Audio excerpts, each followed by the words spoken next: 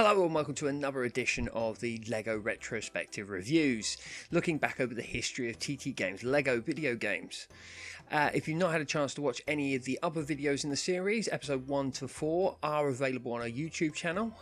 You'll find there the last episode that we did, which was Harry Potter years 1 to 4.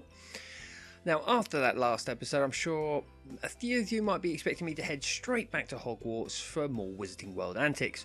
But as I'm trying to do these retro reviews close to the order of release, there was a somewhat underrated and occasionally forgotten about release sandwiched between the two Potter games, LEGO Pirates of the Caribbean.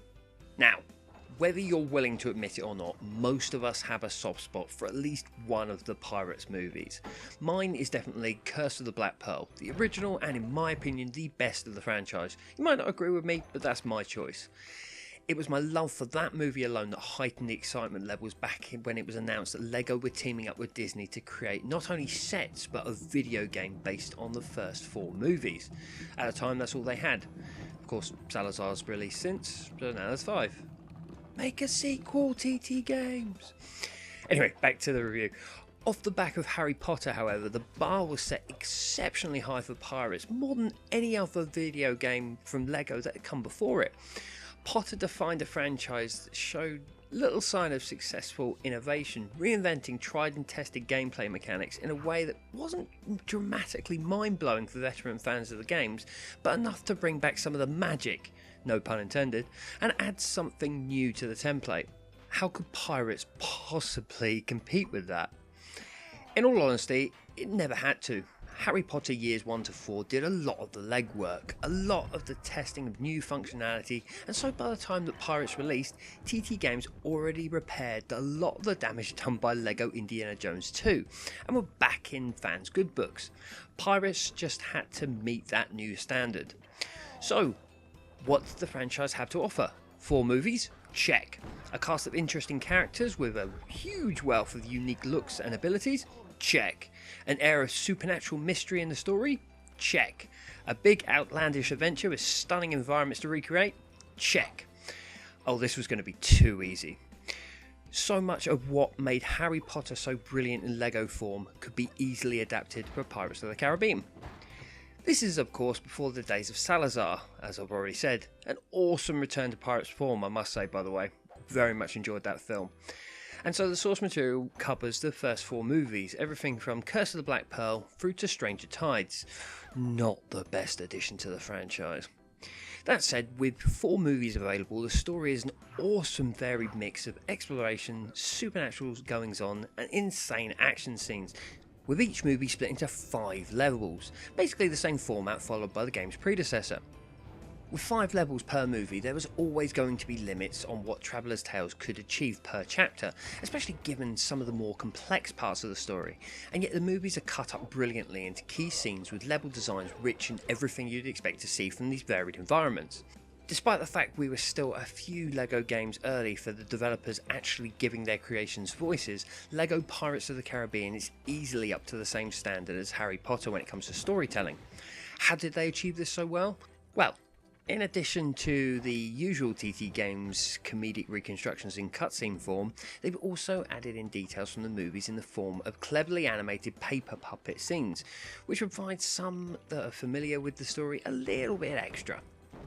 Much like the Star Wars prequels, the developer has done a fantastic job of taking the less strong entries in the series, removing all the dull bits and leaving us with just the brilliant action. It's a win-win even for those fans who can't find fault in these movies. In-game, and for the most part, it's the same old in terms of gameplay mechanics. After the freshness that Harry's spellbinding power wheel brought to the template, Pirates definitely feels a bit more like those that came before it.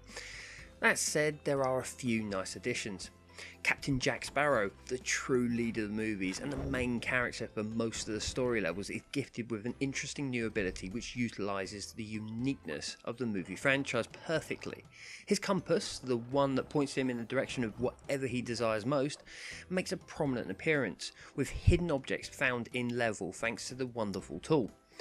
Another brilliant addition comes from around the second chapter onwards, when Davy Jones and his crew are introduced. In addition to his fishy crew being rebuildable, essentially invulnerable, Will's father has the ability to walk through certain walls of the ship, opening up new areas to explore. Aside from these, however, most of the other abilities come in the standard form: guns, swords, and bombs mostly, and so despite a rich cast of characters available, you're only going to need 5 or 6 to achieve that 100% if you're a completionist. The levels themselves are rich in details, diversity and puzzles. In fact, in terms of gameplay, I can't think of many LEGO games that offer so many variation in puzzles. Yes, for the most part they're not that mind-blowingly different compared to the rest, but somehow the developers have integrated them so much more seamlessly into this wonderful world of the Caribbean that they've created. It makes the whole experience so much more enjoyable. Especially if, like me, you've played a lot of LEGO games lately. In general, the level design is brilliant all round. The environments, especially those outside, seem to be buzzing with life. But if you're familiar with the movies, there are a few notable highlights. Davy Jones's locker is one such level, where you find yourself working with multiple Jack Sparrows, much like you do in the movie. But it's how TT Games have utilised this scene in the movie. It's pure genius, giving each version of Jack a slightly different ability so that you need each and every clone to complete the mission. Graphically, it meets the standards of the time. What more can you ask for? And to be fair, it looks pretty decent today. The cutscenes still play wonderfully, though I would love to see the HD treatment given to this, especially exploring the open world. Speaking of which, it's wonderfully fun to explore. It doesn't feel quite as big as the Hogwarts campus or as tightly packed with things to do, but it's large enough with enough collectibles to add enjoyment, no question there. It's not the perfect LEGO game though. It does suffer from a few control and AI troubles, which seemed to miss Potter's debut, to be honest. These are things that have shown up in other games, definitely in LEGO Star Wars and LEGO Batman. So jumping, for example, is frustrating in places. The amount of times I fell off the ship or a ledge became quite annoying at times. Similarly, the AI here seems ruthless. If there's a job that needs doing, it's like they want to get there first, and I've actually been pushed off a few edges as a result when trying to get to the next puzzle. These aren't exactly showstoppers though, mainly minor annoyances which, while frustrating at times, are barely noticeable for the majority of the gameplay. Overall, mixing Disney's Pirates of the Caribbean with the family-friendly genius of LEGO video games is a match made in heaven. The characters fit the bricked world perfectly, and TT Games does a fantastic job of bringing their individual personalities to life. From Jack's less than sober walking to Elizabeth's transition from naive and sheltered daughter to pirate king. There's so much subtle detail adding to the enjoyment. I wouldn't say this was the best that TT Games have done with LEGO, but it's certainly the perfect movie to LEGO recreation, which fans of the series should go back and play. The great news is, if you've got an Xbox One, it is backwards compatible, so go out and pick up the 360 version, you can play it on the Xbox One. Anyway, thank you for watching this video. I hope you enjoyed it. I hope you've enjoyed the series so far. Please leave feedback. I want to hear from you guys. Anything I can do to make these videos better. So please leave a comment below in YouTube.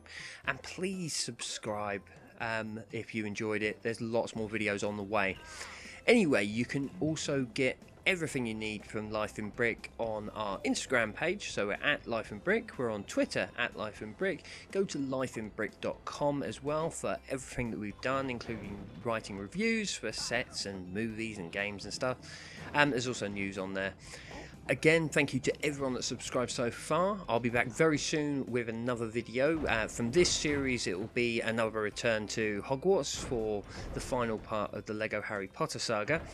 But there will be other series as well. At the moment, I'm also playing LEGO Marvel Superheroes 2 for the first time, so very much enjoying that, and there'll be some gameplay videos going up of that over the next couple of days.